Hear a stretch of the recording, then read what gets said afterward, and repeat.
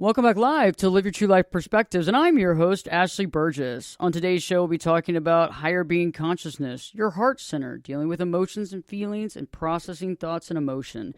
And joining me live in studio today is emerging children's book author, life transformation coach, the Illumination Guide, and TEDx speaker, Julie Deanne. Julie, great to have you here on the show. How are you doing? I'm doing phenomenal, Ashley. Thank you so much. It's great to be here. It's wonderful to have you on the show, and reading your book and taking in all this information, very powerful stuff. And tell me what brought you into the situation to write the book in the first place. Oh, wow. This book is years in the making. I would have to take us back to pre-COVID times. So I have a daughter. And when she was back in elementary school, there were many times where there would be incidents that happened in school where children would be acting out or just having a hard time and kind of creating turmoil in the classroom. And it just seemed like, other kids were being hurt, sometimes harmed, because the kids would sometimes throw things. And I always wondered, how can we deal with this? There's got to be a good way. And then there was a particular incident where my daughter's classroom was actually evacuated. And it was all because one child just was overwhelmed with emotion and wasn't able to quite process that the teacher was fearing for the safety of, herself and all the kids. And I just thought at the time, there's got to be a better way. So then during COVID, I started meditating all the time and realized the benefits of meditation and just, calming down the body and being able to observe your thoughts. And it was during these meditations that I actually got the inspiration to write this children's book, the whole format, the way it's laid out, to kind of teach kids how their thoughts produce feelings in their bodies and how we use our thoughts to label these feelings as emotions. And then the emotions are really energy and motion. They're what prompt us to take action in our lives. And of course, the actions that we take create our realities, our experiences. So in order to change anything in your experience, you have to start by changing your thoughts. And when I realized, when I was studying all of this, I was doing a lot of research and study during these past several years. I thought, if I had grown up learning this process or learning how these thoughts and feelings work together to form a feedback loop, what a phenomenal difference it would have made to me just as a kid growing up, being able to maybe learn how to read these thoughts and emotions and change them and make better decisions and trust myself. And I want that for kids, and I want that for my daughter. So I started working with my daughter and had her give me feedback on the scenarios. We picked scenarios that situations that kids typically find themselves in, like being afraid to speak up in class, or maybe a kid says something about their clothing that isn't very nice or makes fun of them, or maybe they're not picked on the team or they're picked last. How are you going to deal with that? What kind of thoughts are you going to think, and how are you going to turn that situation around? And those are the kinds of things that this book illustrates. And that's the reason behind it, is to get kids to realize that you can choose your thoughts. And by choosing different thoughts, you can actually change your emotions, and that's going to change your life. That's very true. And it's interesting when I talk to clients, adult clients, one of the things that I've heard from so many of them is that I just wish we would have been given the tools and direction to be able to process emotion and to understand mindfulness and to be able to deal with anxiety when they were kids. And it's true, it wasn't something that's mainstream at all, especially then. And even now, it's something that's more on the cutting edge, which I don't think it should be. I think it should be, for every child, for every person for that matter. But you're right. It's like if we can choose, if we can get enough past being in the feeling or getting sucked into it, but being able to see it and process it, that can be really powerful. And especially, after the COVID situation, throughout the COVID situation, I think that we as humans realize that there's not only a lot of stress being put on us, but there's a lot of drama, there's a lot of fear. And I think that, obviously children feel the same fear as us as adults do as well. Absolutely. Absolutely. And so It's I find it very interesting. So explain to me a little bit when you talk about, let's talk about the heart center, because I think that's very important. And I've learned a lot about that. Tell me more about the heart center and the part that that plays for the individual. well, to me, connecting. See, we have our centers of energy. Everything is energy. Start with that. Everything is energy. The whole body is energy. This has been proven by science. So, we tend to think that our brains are what drive the body, but that's not exactly true. We actually have more powerful energy in the heart. The heart is the center of the body for good reason, and it's our lifeblood force, right? But it also has tremendous energy, and it's the center of love. And if you look at it, if you deal with any sort of energy work or energy healing, the heart is where your love center is. And love is really the most powerful force in the universe. And so connecting to your heart center centers you, it grounds you, it brings you into that space of feeling pure love and light. And that's why, to me, meditation is so extremely powerful, because you realize that you aren't your thoughts and you're not your body. You are the consciousness that is behind it all, that is above and around and infuses everything, right? Because we are all connected. We are all of one consciousness, but we are like individual nodes. I once heard Mary Morrissey. She's a Hmm. phenomenal life transformation coach and thinker, author, etc. She said that it's like each one of us is an interface, but we're all part of the same computer brain, if that makes sense. I don't think I use the words correctly, but what I'm trying to get at is, it's not like some sort of a sci-fi thing where, we're all like little machines, and if you turn off the head, then everything dies. It's not like that. But it's more like we are all connected to the central consciousness, the center of the universe, per se, Hmm. the same energy, but we're offshoots, or maybe even um, smaller seeds that have grown and sprouted. So we all have that center, that origin, but yet we are allowed to make our own choices and decisions and have our own experiences based on our own thoughts and feelings and actions. I agree with that, and I believe we're all connected. You're right, and we're all connected. We can all feel. I think that to some degree. I mean, I'm empathic. I'm sure you are an empath, and I believe that many people that are listening to Live Your True Life Perspectives over the years are empathic as well. And I think that we can all kind of tune into not only our own feelings but the feelings of others as well. And so there's that Mm-hmm. interconnectivity, and then I believe that when we are in our right space or in our clarity or our mindfulness space, I feel like we're able to see the truth. We're able to connect with others. We're able to get rid of the walls or the barriers that society can put up or we can put up in our own mind between us and other people. Yes, absolutely. I mean, our thoughts, just being able to slow down our thoughts, and connect to that heart center and just feel into the body. And you do that right by focusing on your breathing.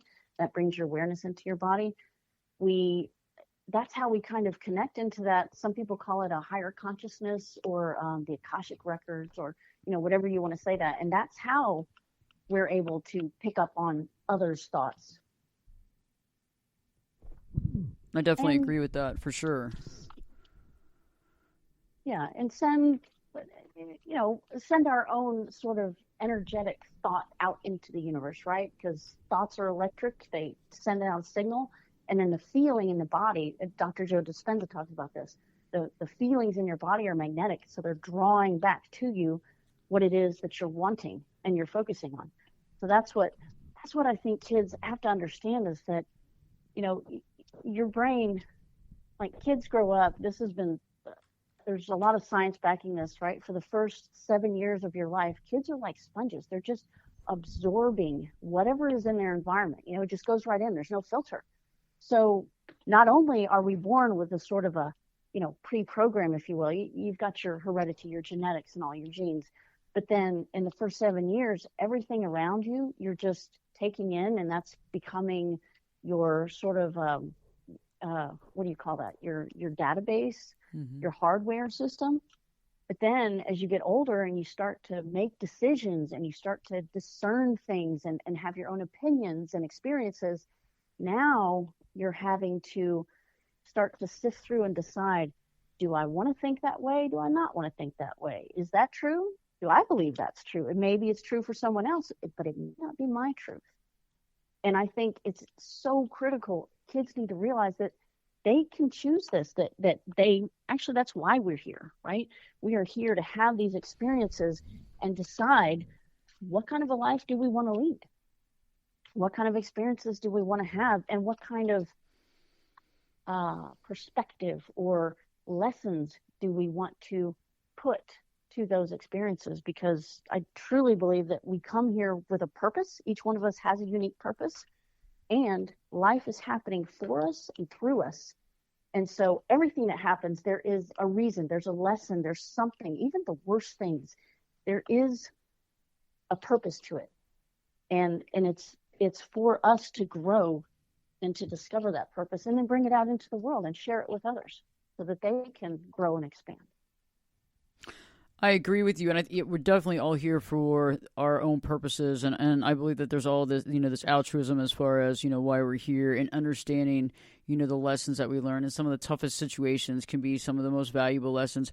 I agree with you, and I think it's interesting, though, when I hear, from the older adult point of view, about the fact of they were taught certain things growing up. And I know I was too, and I'm sure you were too, and I'm sure all the listeners, there were things that you were taught. There was, maybe your parents believed in a certain religion or believed in certain things. And so that became your doctrine, and you believed in that. But one of the biggest, things that I talk about with clients and on the radio show is we need to figure out who you are, what's your blueprint, separate from what you were raised as. What do you believe on your own? Right. Separate from how you were raised, because we could be raised a certain way. And I think this is really great that you're giving, kids the ability to be mindful, because you're right, in society today, how, we start believing things or things are taught, and to actually have those questions. Is this my truth? Do I believe in that? Is this something that I accept, or is this something that I want to question, or is this something that I want to reject? Right. And I mean, it's important for kids to understand that most of what we're taught, or at least we hope, right, that our parents and society is designed to keep us safe. And that's what our brains are designed to do, is to keep us safe, keep us in the familiar, whatever has served us in the past, whatever has kept us safe and allowed us to, move through life with either less pain or no pain, or, basically kept us in survival, right? That's great. But there's more to life than that. And there's more to being a human than that, right? We're not just here to survive, we're here to thrive. And in order to do that, you have to do exactly what you said. You have to start questioning these things that you've learned, and these things that, yes, they served you in the past, they served you growing up, but now you're ready for like the next transition. It's almost like a butterfly, right? You're ready to break out of that chrysalis into your next transformation of the butterfly. But then there could be several of these throughout your life. That's what I think is fascinating. You're going to go through different growing stages. That's so true, Julie. When we return, we'll be talking more about mindfulness and the higher being in the consciousness. So stay with us. Live Your True Life Perspectives with your host, me, Ashley Burgess. We'll be back this time in 2 shakes.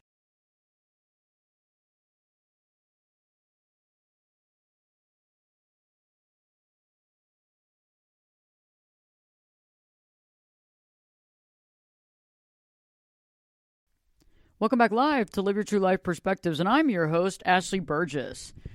On today's show, we're talking about mindfulness, about choice, about being able to choose, about our higher consciousness. And Julie Deanne has been joining me. She's the emerging children's author of this amazing book that we're going to dive into, Which Would You Choose? And we're going to be diving into that in our next segment, because we want to deep dive into this really amazing book, because it goes through daily situations, circumstances, events, and experiences that, children experience, as well as us as adults. Anybody will have experienced or will experience it in their life. Julie, right before the break, we were talking about, how the brain does, keep us safe. It safeguards us. But sometimes in the safeguarding process, there can be fear, or there can be things that hold us back. Could you talk more about that? Yeah, absolutely. So, Right. The brain is designed to keep us safe and away from pain and basically just to keep us alive, right? That's its number one function. But its secondary function, once we are feeling safe and cared for, right? The next function is actually creation. It's why when you get rested, when you're fed, when you're in a safe place and you're feeling good, that's when all of those creative thoughts start coming up. Because whatever you're focusing on, your brain in the background, the subconscious, it's always working on whatever it is that you're focusing on. So this brings us back to the whole purpose for the book, which would you choose? Whatever you focus on is growing, right? Where focus goes, energy flows and it grows. And so whether you're focusing on a negative or a positive, the brain doesn't distinguish. It just says, if you said, um, don't be late, the brain is going to focus on late, right? Instead of saying, I am always on time. I'm going to be on time. And then the brain is focusing on being on time. It doesn't distinguish the negatives. So that's what kids can start to play with. They could look at a situation, flip it around. A technique I taught my daughter was the flip around, right? Whatever negative thing that you have in your head, you just say, stop, I choose not that. You flip it around, say the opposite, or say what it is that you do want and focus on that activity. And she actually did this in the pool one day. I was shocked that she'd actually remembered what I told her because it happened like a month after I told her the technique. And that is one of the scenarios in the book called the flip around, the one at the pool. That's amazing. And this can help with anybody that's listening to this show right now. It doesn't matter what age you are. You're so right. Julie, it's the concept of the brain doesn't realize the negative or positive. So if you are saying something in a negative way or to some degree, it's going to create that, like the idea of you're late. That is very interesting. Yes. But people, we have to be in the mindset to realize that, though, to be able to make those changes and to be able to be aware of how we speak to ourselves. Oh, absolutely. Yeah, the negative self-talk, and that's another of the scenarios in the book. Negative self-talk is huge, and it's a big problem. And once again, kids need to realize this early, right? Instead of telling yourself, don't do that, don't do that, flip it around. Say the positive. I always make friends easily. I always get along with people, instead of saying, I don't know how to make friends, right? You got to flip that thing around and you'll start to see the difference. And you'll feel better, first and foremost. That is so true, Julie. This is amazing. Don't change the channel. Don't change it. We have so much to talk about in today's show. We're going to go through the entire book. Which would you choose? And some of the best pieces that we're really going to pull out. Well, everything's great, but we don't have hours and hours, so we have to limit some of our time. So we want to talk about the flip around, the negative self-talk, scary but exciting opportunities, and the list goes on. And also where we can find Julie, where you can find the book, because this is great for anybody. This is information that we all need to be living our life. If we want to have that life that we want to live, we want to live that true life and be able to be productive and be happy and be successful, because it's only going to propel us forward. So stay tuned. We'll be talking more about that. And also later on in the hour, some golden nuggets of wisdom that Julie is going to share with the Live Your True Life audience. So stay tuned. We have a lot more coming up. Live Your True Life Perspectives with me, your host, Ashley Burgess, will be back in. I'll be back this time. You know it. I'll be back this time in 2 shakes.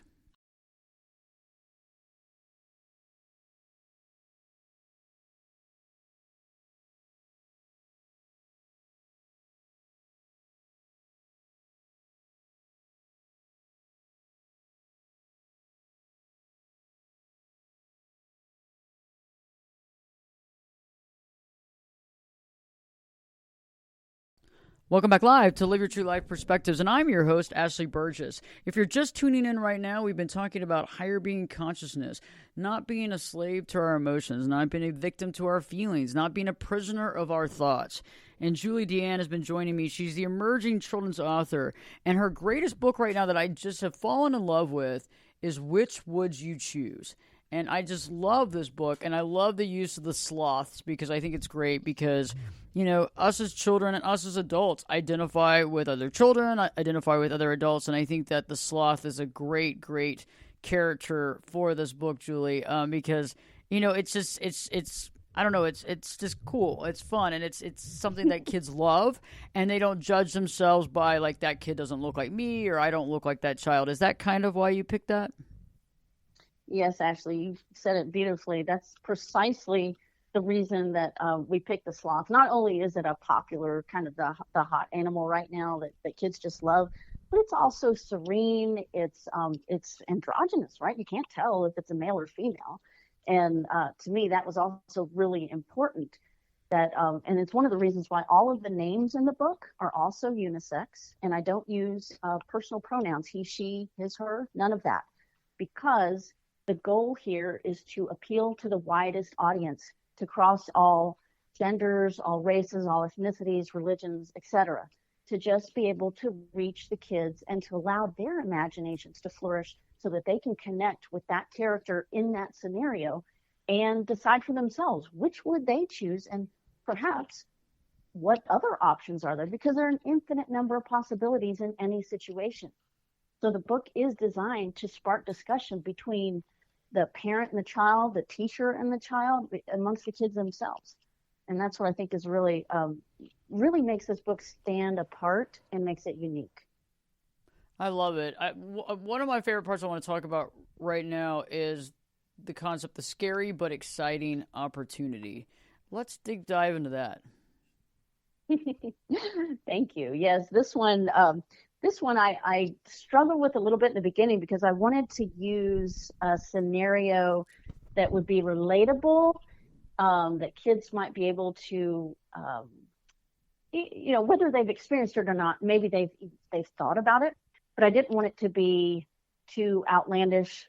And I talked with my daughter, and so we decided together we would settle on rock climbing, but it would be like a guided trip, with the ropes and with the instructor. So, nothing too scary.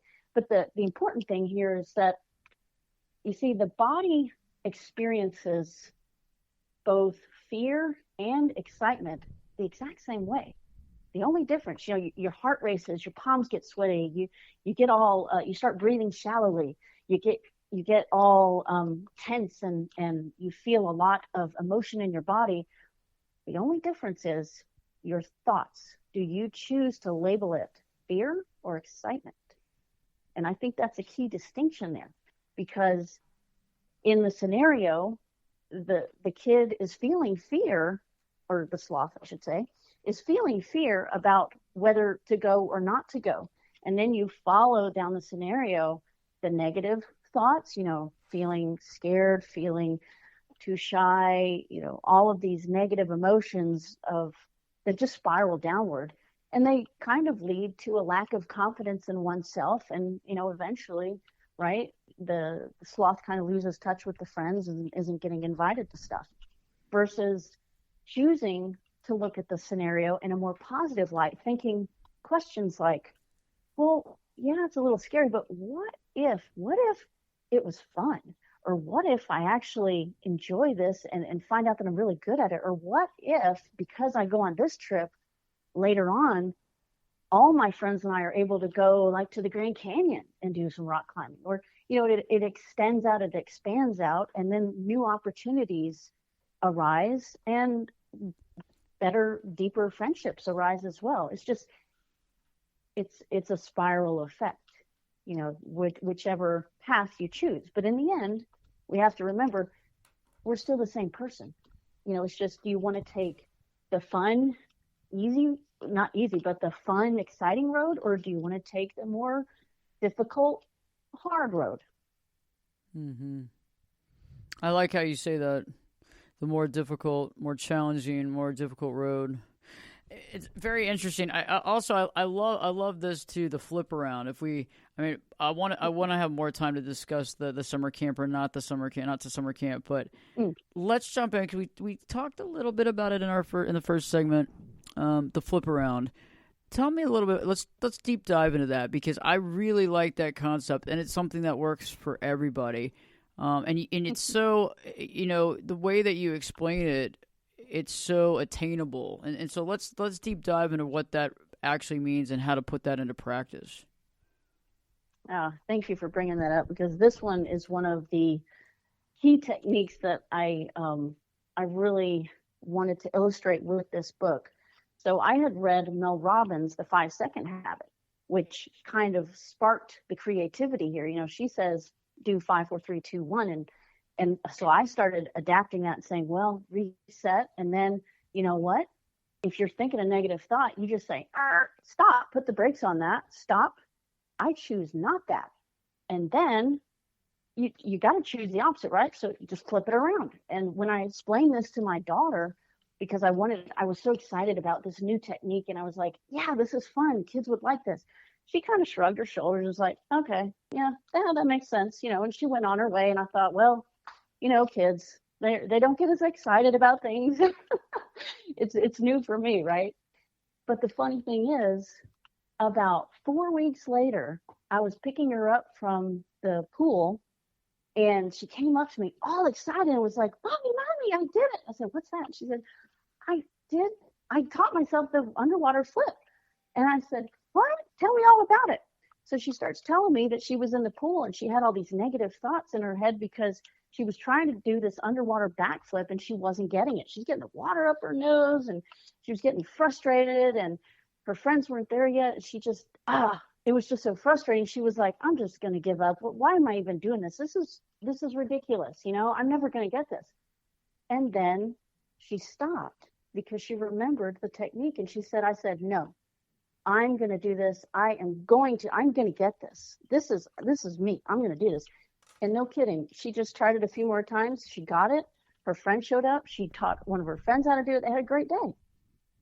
And that's the power of the split second. It just takes one split second to stop yourself in the middle of that thought and make the decision. Choose to think a different thought that serves you. And it changes everything. Powerful. It's interesting. Like when I'm in session with clients, sometimes you hear them coming from a powerful position, and sometimes you hear them coming from a very unpowerful, non-powerful position. Almost like life is happening at us or to us. That victim mentality, that is, society kind of, I feel like society kind of reinforces or promulgates the theory, the idea that we are victims, that, we don't have the choice, that things just happen. But the fact is, no, we can choose how we look at any situation, how we deal with any situation. It could be, things are going to happen to you, but you've got to turn it around and make it into, positive or as much of a learning or growth experience as possible. I agree with that. And it's interesting because when we come from that position, it's almost like we take our power back. But when we don't, absolutely, it's like we're creating our own reality, no matter what side of that reality it is. And then we keep reinforcing whatever side we've taken. Right. Which is very interesting. And then the brain creates that reality for us. That's right. Thoughts become things. That's what Ed Milet says. There's a lot of research on this. It's interesting too that the science today is starting to catch up with these little sayings and these ideas, because we know that there is energy out there, that everything is energy, we just can't see it. But now the science is starting to catch up, being able to detect it and detect when we think something, and then what happens in our perspectives or perceptions of reality and what actually happens in reality. I agree with that. Let's jump into All the World's a Stage, because I have a lot more things we have to cover. We need to talk about the TEDx talk. We're going to need to talk about a lot of things, but let's jump into All the World's a Stage, because I really like this piece too. Yeah, All the World is a Stage is, that's, the one about being afraid to be up on stage and to actually try out for a play. All of us get scared of being in front of people or being seen, right? Because the thought is, again, going back to safety, right? It was for centuries, people lived in tribes. I mean, if you were thrown out of the tribe, then, you could die because it was just scary out there being on your own. And I think that whole mentality is still kind of in our minds. And as kids, as we're growing up, A lot of times, if you speak up or you speak too loud, you're told to be quiet. Kids are to be seen and not heard, that sort of thing. That's totally wrong. We need to turn those things around. We need to recognize, no, kids have a voice and their voices deserve to be heard. I mean, yes, there's discipline and there's times when you have to be quiet, but they also need to be congratulated and supported and encouraged to speak up and to be their own person, because each one of us is a divine being. We are beings of light, and we are all connected to that divinity, and each one of us has a purpose here, and that's what we're here for. We're here to shine our light. And that's why I do think that you mentioned the TEDx talk. I did the TEDx talk because I want that message to get out there. I think every child needs to know that they are unique and they do have a purpose. And life is about experiencing things so that you can discover your purpose and then shine that light in the world. And one of the best ways to do that is through meditation.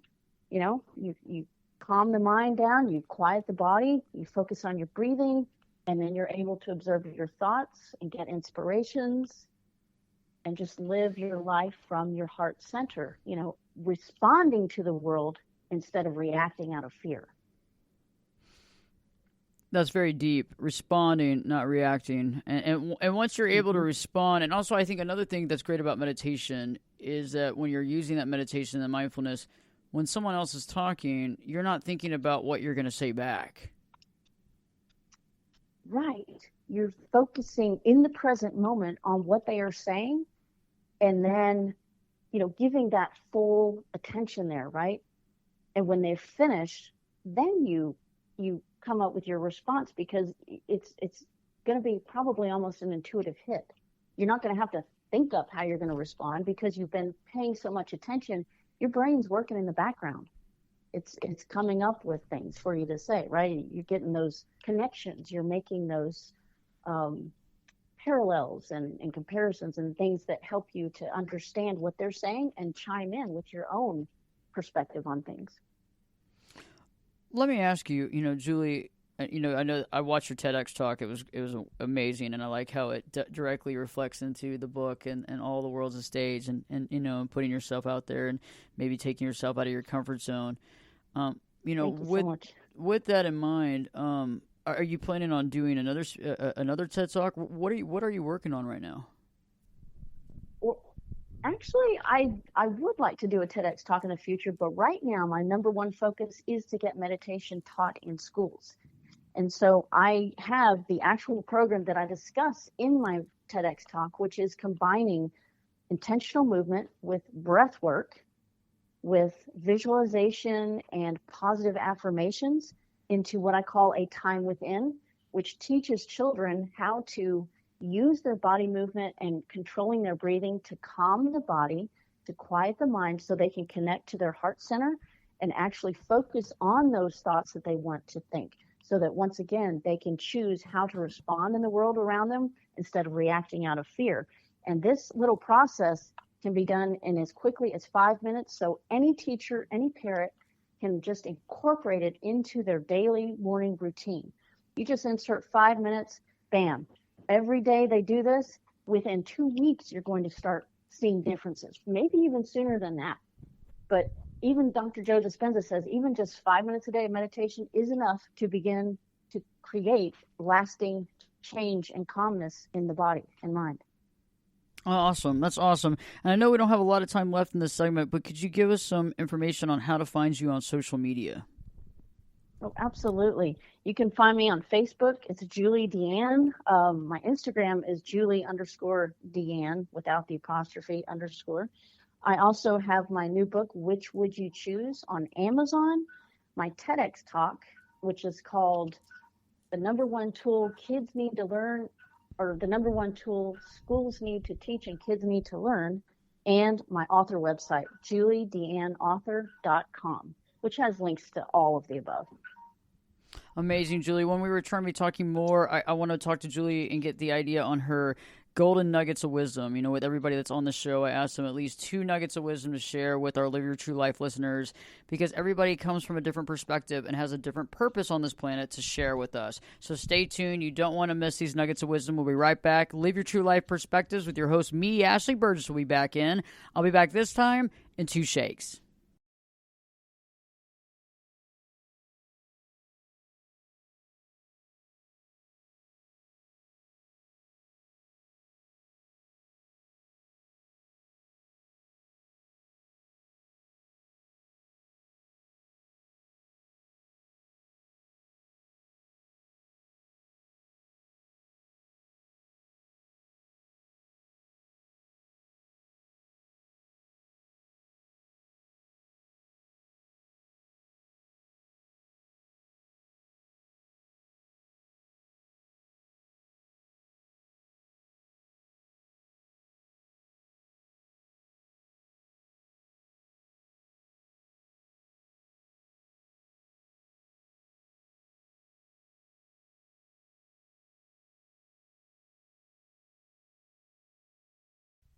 Welcome back live to Live Your True Life Perspectives, and I'm your host, Ashley Burgess. Julie and I have been talking about her latest book, about mindfulness, about life transformation, and right before the break, we were really talking about what she was working on right now, and there's some incredible knowledge, incredible information, a lot of great things coming our way. Julie, this is the time. So I have to ask you a couple of nuggets of golden wisdom for the Live Your True Life listeners, because we all have our specific purpose in life and our direction, and we can help others and we learn by others. So I'm looking forward to hearing those nuggets. Yes, indeed. Thank you, Ashley. I was thinking about this, and I guess to synthesize everything down, I would say that the number one thing is breathe. It seems so simple, but it is. The very first thing that we come into this world with is our breath, and the very last thing to go when the body goes is the breath. And we just have to remember, even though it's an automatic thing, when you focus on your breathing and you actually consider breathing in deeply from the belly all the way up, and then exhaling, and I like to say breathing in through the nose and then holding it for a couple seconds and then exhaling through the mouth, you will see, just do that 3 times, and you can even count in 8 counts and exhale for 8 counts. You will feel calmer. Your body will instantly start to calm down, and when you do that, you feel better, number one. Secondly, you're able to connect in to your heart center, but you're able to clear your mind and let those crazy racing thoughts slow down, drift down, and think of it like sediment in a juice that you shake it up, and then when you stop shaking the bottle, all the sediment, all the dirt, all the junk settles to the bottom, and now it's clear and you can see through that liquid. It's the same thing. When we stop for a minute, we focus on our breathing and we just connect into our heart center, and we decide, I am safe, I am enough, I am absolutely beautiful just as I am, and absolutely lovable just as I am. Those are some key statements that everybody needs to be saying every single day. You start the morning like that, you end the day like that, you're going to start feeling better. You're going to start leading a happier life. And that leads me to the second golden nugget, which is have fun. We are here in this life to have fun. That's why we're here, to create, to find our purpose, and to have fun doing it. So I'm hoping that everybody will take these golden nuggets and the lessons from the book and just learn how to start shaping their lives into having more fun lives that they truly love.